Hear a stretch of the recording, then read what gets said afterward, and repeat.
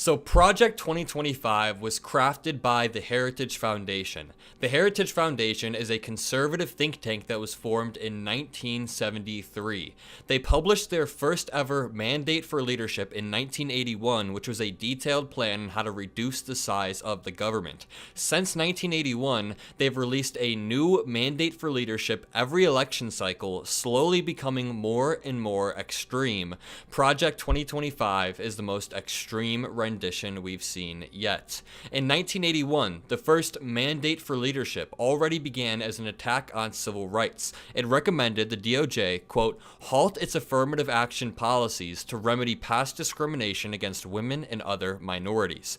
President Reagan passed out copies of the first ever version of the mandate for leadership during his cabinet's first ever meeting. Reagan then recruited the authors to work for his administration and enacted 60% of the proposals in the mandate during his first year.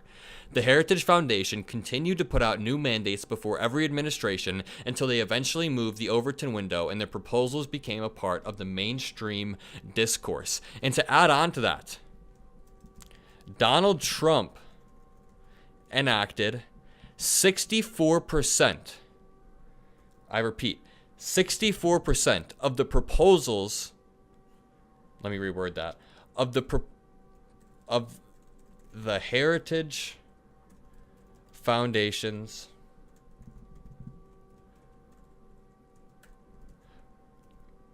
proposed policies during his first year in office. Again, Donald Trump enacted 64% of the Heritage Foundation's proposed policies during his first year in office. So I keep hearing this argument that, oh, you guys are freaking out about Project 2025. It's not even that bad. And even if it is that bad, the Republican president isn't actually going to enact it. But keep in mind, ever since Ronald Reagan, presidents have been enacting, or Republican presidents have been enacting over 60% of the proposed policies, up to Donald Trump, who enacted 64% of the Heritage Foundation's proposed policies during his first year in office. Angelic Queen said, what do you mean by the Heritage Foundation? The Heritage Foundation is a conservative think tank up here, which was formed in 1973. It's comprised of a bunch of far-right lawyers who are trying to reshape the way our government works. And where I'm getting these numbers, about 64%, if you guys are wondering, I'm getting these numbers from the Heritage Foundation straight up. This is their website, heritage.org. Trump administration embraces Heritage Foundation policy recommendations. 1 year after taking office, President Donald Trump and his administration have embraced nearly 2/3 of the policy recommendations from the Heritage Foundation's mandate for leadership. And this was their last one. This was in 2018. So, that immediately debunks the talking point that we shouldn't worry about Project 2025. Nobody will even enact Project 2025. Wrong. Republican presidents have been enacting it for a while now. Subney in chat points out, page 25 ends funding to NPR. We will definitely get to that. We will be getting to that. So I have some notes right here of what we went over last stream. I wrote it all down, and I thought it would be worth taking some notes on. So, on page 4 of Project 2025, it says, the next conservative president. Yep, I'll release these talking points for sure. The next conservative president must make the institutions of American society hard targets for woke culture warriors. This starts with deleting the terms sexual orientation, gender identity, diversity, equity, inclusion, gender, gender equality, gender equity, gender awareness, gender sensitive, abortion, reproductive health, reproductive rights, and any other term used to deprive Americans of their First Amendment rights out of every federal rule, agency regulation, contract, grant, regulation, and piece of legislation that exists. They want to take these terms out, and there are a lot of problems with this that we went over last stream, but I was able to put them all into wording for you guys, and again, I will release this document. So after I put this quote from page 4, I'm putting the exact pages, I point out some of the problems, and feel free to throw more problems in chat if you guys have any.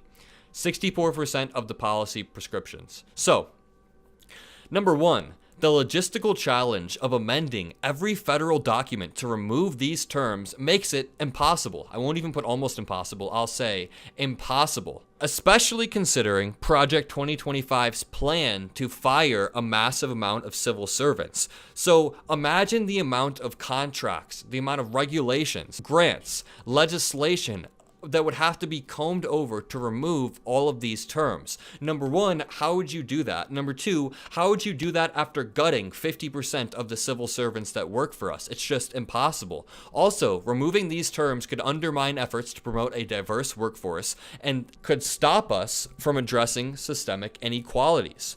Imagine the implications of removing the terms gender identity or gender or abortion or gender awareness or reproductive rights. I mean, just removing these terms, number one, is impractical because you have to comb through all of this legislation. Number two, it would stop us from addressing systemic inequalities. Number three, the removal of all of these terms from every contract and every federal rule would be a massive overreach that infringes on states' rights, local governments, and personal freedoms. What if you have a state that doesn't want to remove these terms from their rules? Number four, eliminating, this is the big one. Number four, eliminating these terms could itself be a form of censorship as it limits discussions and protections related to these issues. If you remove any discussion about reproductive health or abortion, you are hurting women. If you remove any discussion about sexual orientation, you're returning to that don't ask, don't tell policy from decades ago. If you remove every conversation surrounding diversity, equity, and inclusion, you are removing some important conversations and you are inevitably infringing on the rights of these people who want to have these conversations. This is a massive overreach from our government. It is terrible policy and it limits our First Amendment. Which is kind of funny because that's what it says it wants to do the opposite of. It wants to remove every term used to deprive Americans of their First Amendment rights. Like I said last time, it sounds like in the process, you're depriving Americans of their First Amendment rights.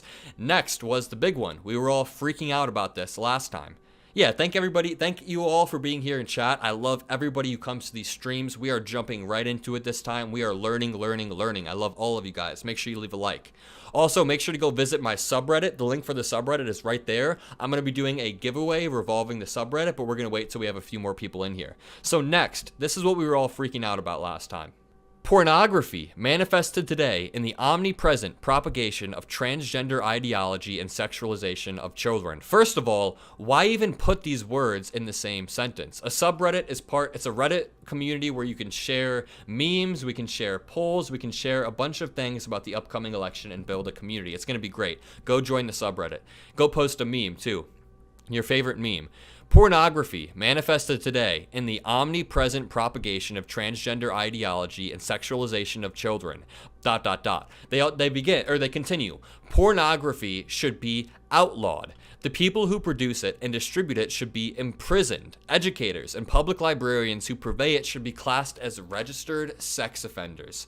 This is wild. This is incredibly authoritarian and draconian. And educators and public librarians who purvey it should be classed as registered sex offenders. The only librarians or educators who purvey pornography are people who are teaching sex ed classes. Jen in chat said it's already illegal to possess child pornography. They're not talking about child pornography. They're talking about banning all pornography. Child porn is already incredibly illegal and you should be put in jail if you're purveying that or you're distributing that. This is all pornography. The fact that they want to imprison anybody who creates it. They want to make educators and public librarians sex offenders for teaching sex ed is incredibly messed up. And then they also want to close down any telecommunications and technology firms that facilitate the spread of pornography. Yep, they're talking about sexual education, Tracy Blackburn, absolutely. Here are some of the problems. I took the time of laying out some of the problems. Feel free to throw more in chat. Also, there's a few problems with this that we can just go over real quick that I didn't write down. A lot of people said that pornography should be banned. Someone might have said that in chat. I know I've seen that in my comments, that pornography should be banned. Number one, No. We should not be banning pornography in a liberal society as long as it's not hurting anyone else. Any sort of porn that hurts other people is already outlawed. But in our liberal society, we should have a freedom of expression, freedom to visit whatever website we want. Also, yeah, the idea that they think that pornography immediately sexualizes children and it helps the propagation of transgender ideology makes me wonder what type of porn they're watching. Normal people don't watch porn that sexualizes children. Someone in chat said banning porn would honestly help people. No, I disagree. Having a free society where you're able to express yourself and do what you want helps people. Also, we should minimize the addiction to porn. There's two separate problems here. People are addicted to porn. Some people are addicted to porn, and there are treatments, there are ways we can minimize this. But in a liberal society, we shouldn't be banning stuff like that. We should not be banning people's right to do stuff in a liberal society as long as it doesn't harm somebody else. Remember, go join the subreddit. It's pinned in the chat. Go join the subreddit and post a meme. I'll just announce it right now since we have over 500 people. I'm doing a giveaway. Whoever by next Monday afternoon has the highest upvoted meme in the Mockler subreddit gets a free piece of merch from the website. And if you don't want my merch, we could do something else. We could do a shout out or something. But free piece of merch if you go join this subreddit and post a meme. I've posted a few memes already. Go join the Mockler subreddit. Link right there. Post a meme. The most upvotes by Monday afternoon gets a piece of merch. Free piece of merch from the Mockler website. Let's keep going. But first, and the point of the subreddit is to build a cohesive community heading into the election, because we all want a community. This is the merch I have up right now. We all want a community, so go join the subreddit. Let's get back to the research. Here are some of the problems with outright banning pornography rather than just minimizing the addiction to pornography. If they said in this document they want to minimize the addiction of pornography, I would be like, yeah, addiction is terrible. We shouldn't have addiction. But they're saying they want to outlaw it. They want to register school librarians as sex offenders. People who produce it should be imprisoned. That is very, very different from minimizing addiction. Yeah, if we're going to talk about addiction, why don't we outright ban cigarettes? I'd be okay with banning. Well, again, in a liberal society, people should be able to have access to what they want, but we should minimize the addiction to cigarettes. Of course, that is a no-brainer. So here are some of the problems with banning porn. Well, first of all, relating pornography to transgender individuals is problematic and is done intentionally to perpetuate harmful stereotypes.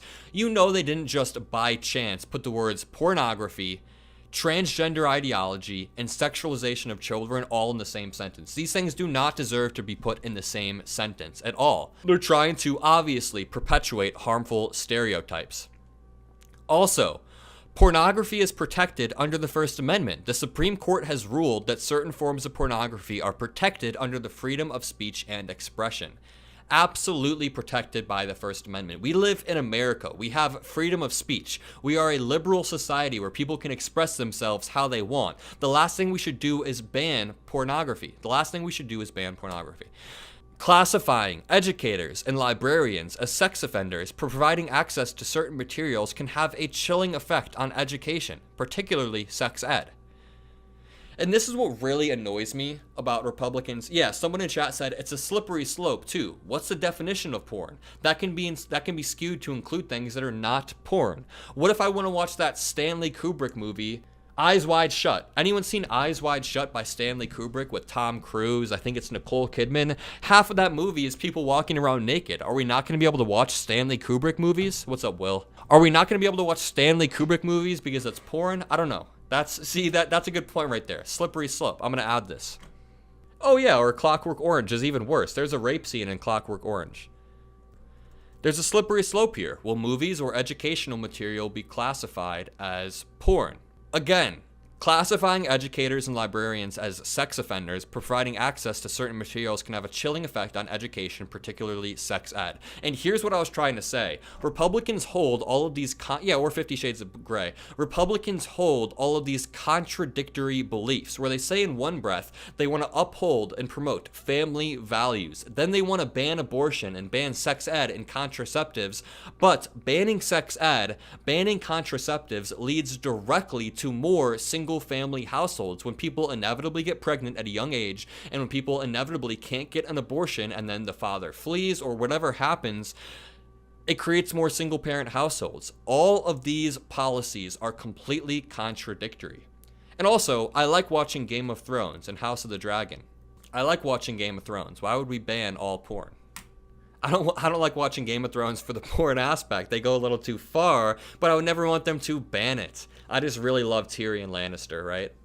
Tyrion Lannister's awesome. Next, closing companies who help create and distribute porn would be catastrophic for our economy. Some of the titans in the tech industry, some of the titans in all of our industries are part of these websites, are funders, it would just have devastating impacts on our economy. Also, many individuals would be unjustly targeted or accused due to the massive overreach of this idea. Like, think about it. They say, well, let's read Project 2025. They say exactly telecommunications and technology firms that facilitate the spread of porn should be shuttered. But what about like HBO Max or Netflix? Someone in the chat said gray area and context matter. Yeah, that's exactly our argument. They leave no room for gray areas or context. They just use these broad, vague terms like pornography shall be outlawed. If you're just joining the stream, I love you for being here. We are doing a competition on my subreddit community.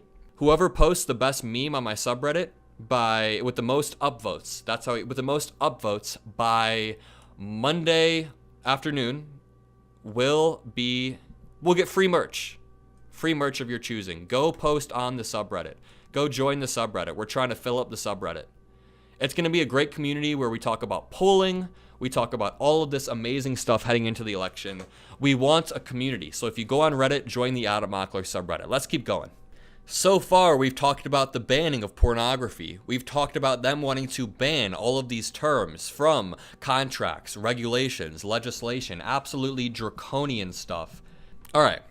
Now, here's another big part right here. Schedule F, the reclassification of a bunch of civil servant jobs into Schedule F. And I think we should do a little bit more reading on this because while I understand it, I've taken a lot of notes. There's a lot of nuances that about this that I'm not fully caught up on. For example, the Democrats have introduced 3 pieces of legislation to try to block Schedule F from happening, but I haven't read those 3 pieces of legislation. I'm not going to lie to you guys. I have not. Thank you, Topher, for joining the subreddit. If you post a meme and it gets the most up votes by Monday morning, I will hit you up through subreddit for a piece of merch. Absolutely guaranteed free piece of merch if you have the most upvoted subreddit meme. I don't try to promote a lot to you guys, but I would like the subreddit to be up and rolling. Let's go.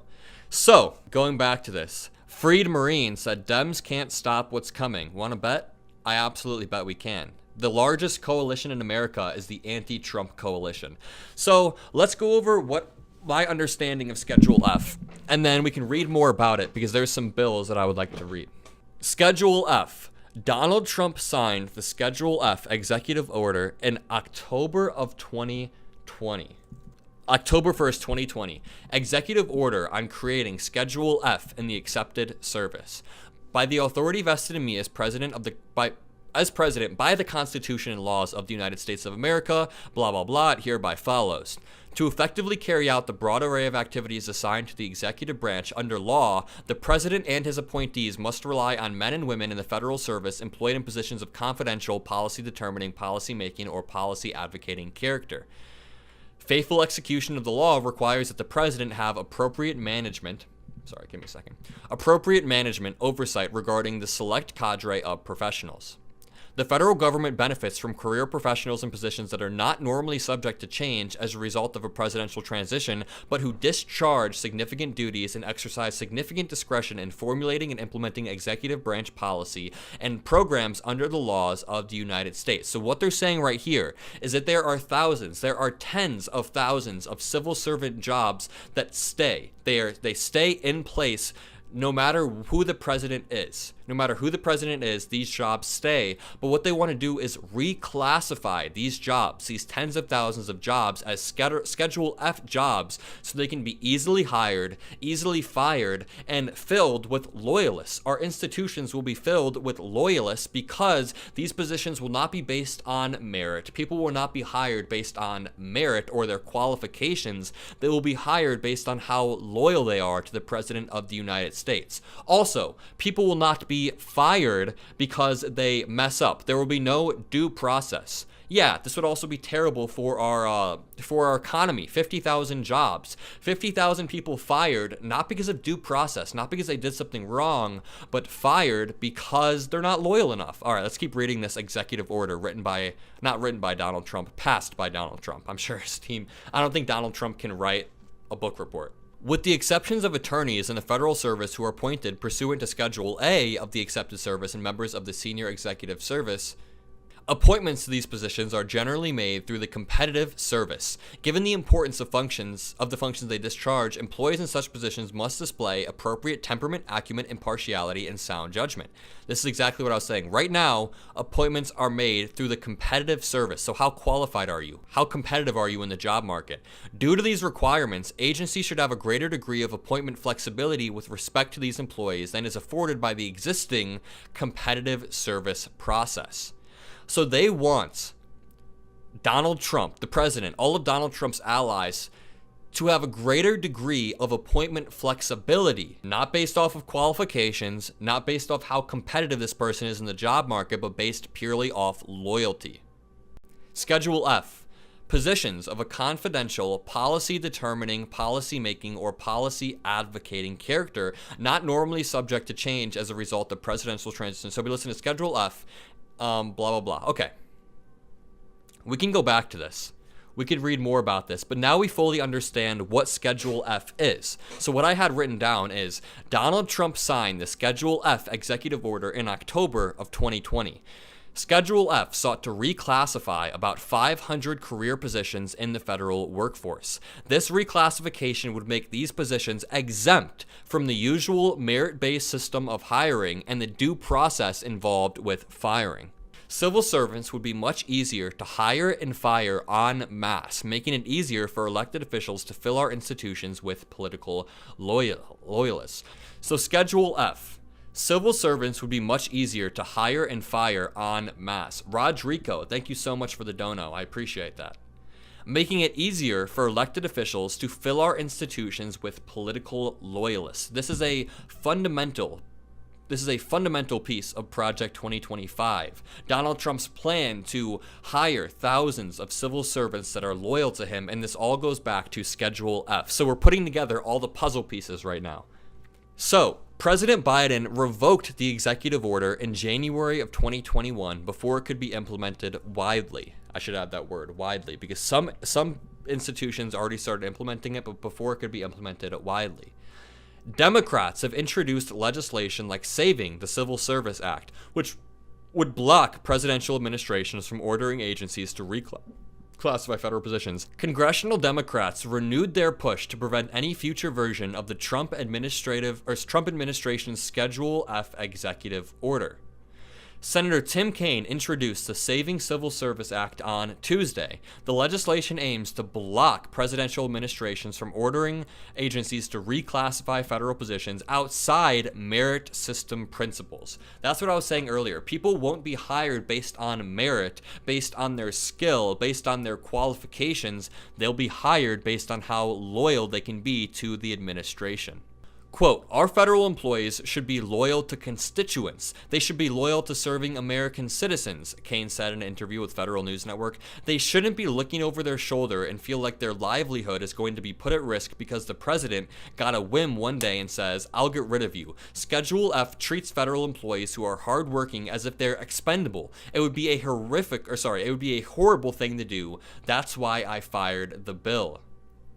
So, this is also a really, really good point, because this is the problem with Schedule F of Project 2025, is that civil service workers will be looking over their shoulder and won't know if they'll be fired any day for not being loyal enough. It incentivizes workers to be only loyal to the president.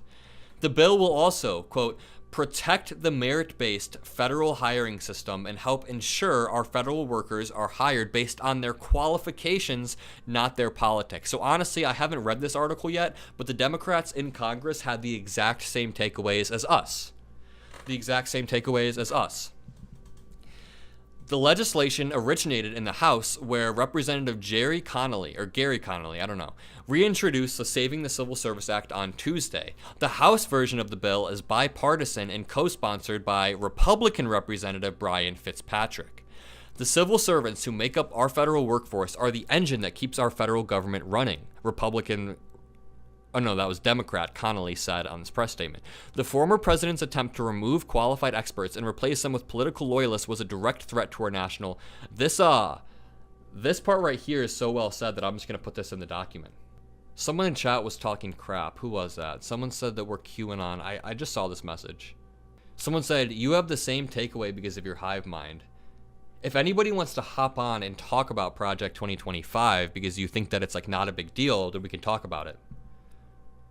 The civil servants who make up our federal workforce are the engine that keeps our government running. The former president's attempt to remove qualified experts and replace them with political loyalists was a direct threat to our national security and our government's ability to function the way the American people expect it to. Expertise, not political fealty, must define our civil service. So let's keep doing this research. I got a panel to join that we're going to do live in about 30 minutes. We're going to do viewer call-ins. Trump's Schedule F explained. In October 2020, the Trump admin issued an executive order that would have stripped protections from civil servants perceived as disloyal to the president and encouraged expressions of allegiance. Stripped protections and encouraged expressions of allegiance to the president when hiring. This effort is referred to as Schedule F because that was the name of the new employment category that the executive order created. The administration claimed that the authority to create Schedule F based on statutory language that exempted certain positions, quote, of a confidential policy determining, we already read the actual executive order. Because Trump did not remain in office, it is unknown how many federal employees his administration would have swept into Schedule F. So does the F stand for fascism? Good one. Does everybody in chat understand Schedule F? If you don't understand Schedule F, or if you have a question, ask it and we can do the research. If not, we can move on. You guys understand it? Absolutely. Cool. Yep, the Schedule F piece is crazy. Basically, when Donald Trump gets back into office, he'll pass an executive order that reclassifies all of these civil servant positions, all of these people that work for the government in different ways. He'll reclassify these jobs so that he's able to fire these civil servants en masse, which means a bunch of people at once. Maybe, let's say 50,000 civil servants at once. And he would essentially fill those job positions with people who are loyal to the Trump administration, people who are only loyal to Donald Trump. So all of these qualified people who are working in the government will be replaced with Donald Trump loyalists. And he can't do that right now. He can only do that if he reclassifies all of these job positions.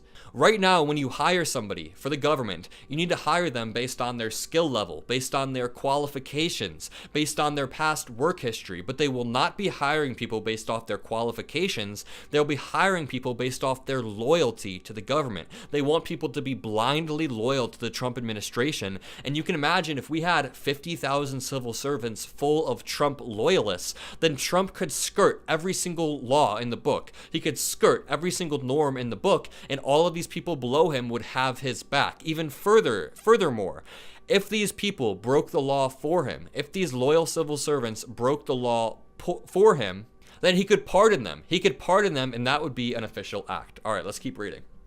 The noxious tenets of critical race theory and gender ideology should be excised from curricula in every public school in the country. Here's the problem with this.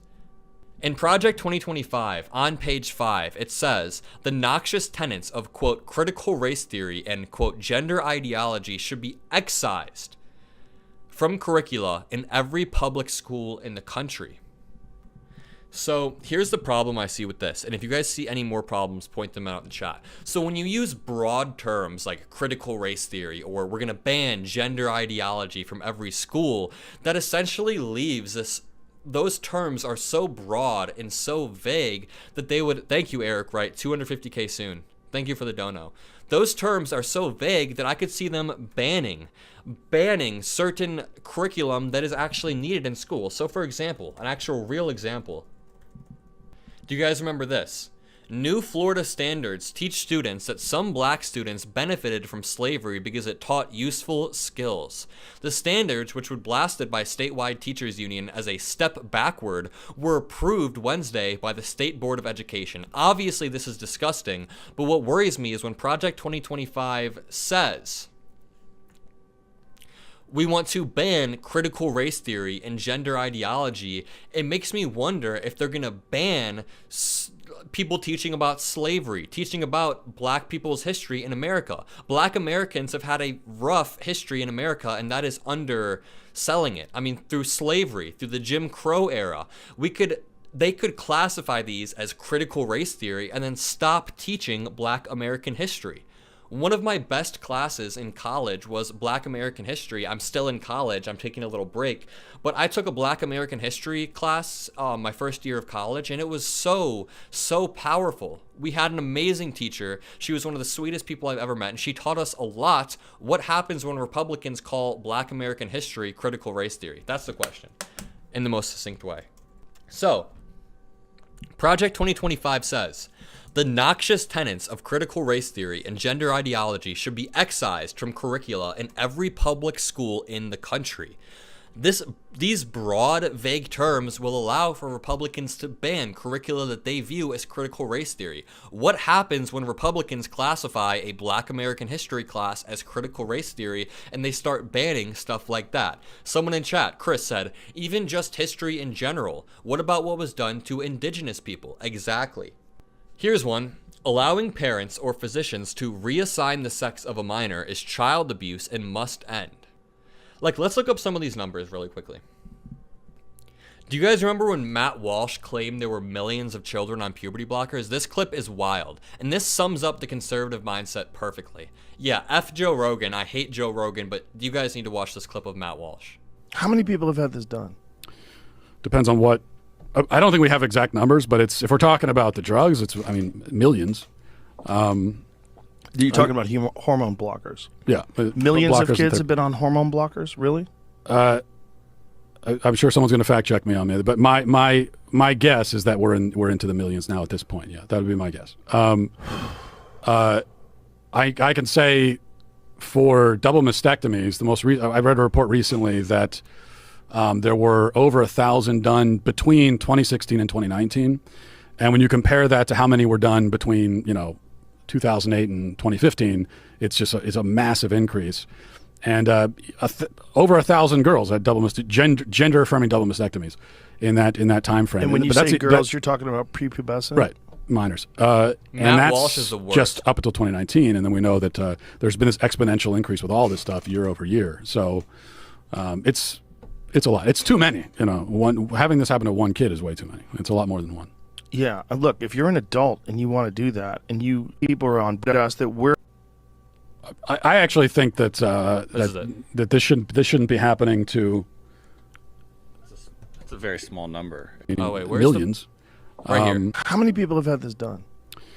Depends on what. I don't think we have exact numbers, but if we're talking about the drugs, millions. He said they asked how many people have had puberty blockers done. Matt Walsh says if we're talking about the drugs, it's millions. He claims that millions of kids have been on puberty blockers. Watch what happens when they fact check him. Joe's producer, Jamie, pushes back. I hate Joe Rogan, but this clip is really good. How many people have had since you started puberty? I actually think that that this shouldn't be happening to. It's a very small number, if that's right. It says over the last 5 years, there were at least 4,780 adolescents who started puberty blockers and had a prior gender dysphoria diagnosis. It says it's kind of undercounted, but that would be a big undercounting. less than 1,000 people a year. Yeah. Matt Walsh made an entire documentary about transgender people named What is a Woman? Then he went on Joe Rogan's podcast and claimed millions of children have been on puberty blockers. They fact-checked him. It was like, what, 4,000? He said millions of people. Yeah, W. Jamie for fact-checking that. Even 17,000 P in chat.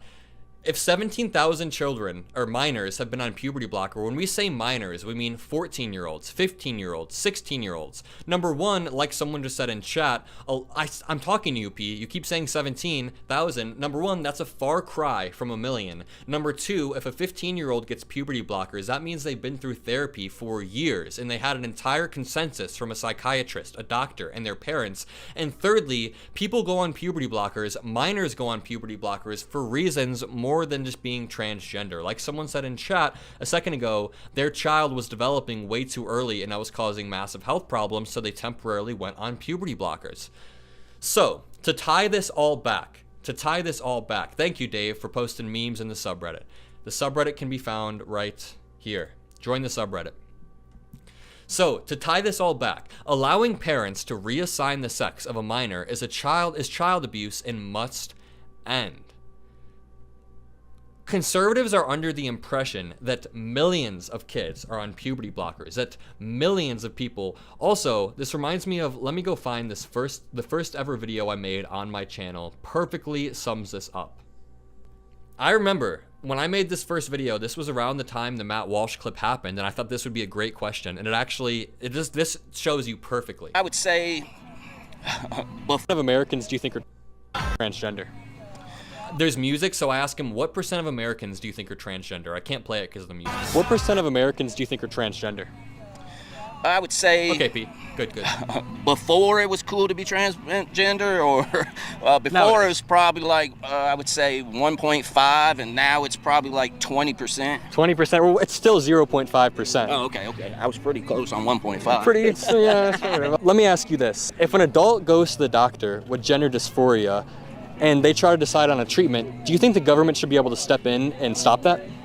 Oh, no, not if they're paying for it. As long as, they have their own insurance that they're paying for. I don't think a state, health insurance should have to pay for your gender reassignment. So you're okay with people getting gender-affirming care, though? Oh, yeah, as long as I'm not paying for it. There's this whole new wave of eradicate transgenderism, which I think is too far in the opposite direction.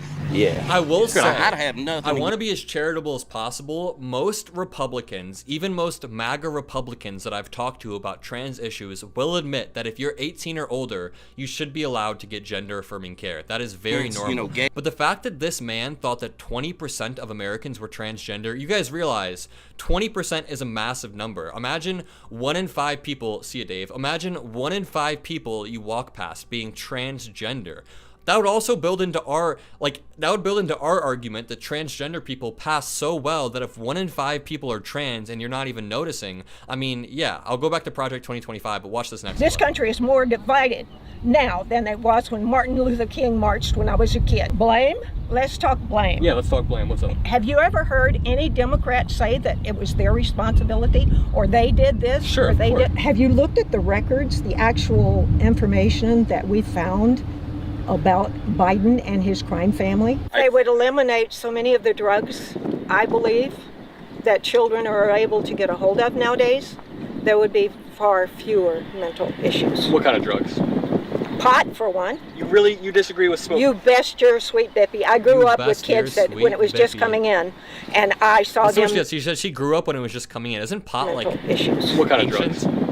Pot, for one. Pot. You disagree with smoking? You best your sweet Bippy. I grew up with kids that when it was just coming in, and I saw them make complete idiots of themselves. No, thank you. You go ahead and do it. That's your choice, not mine. Never broken a law in my life except get a couple of.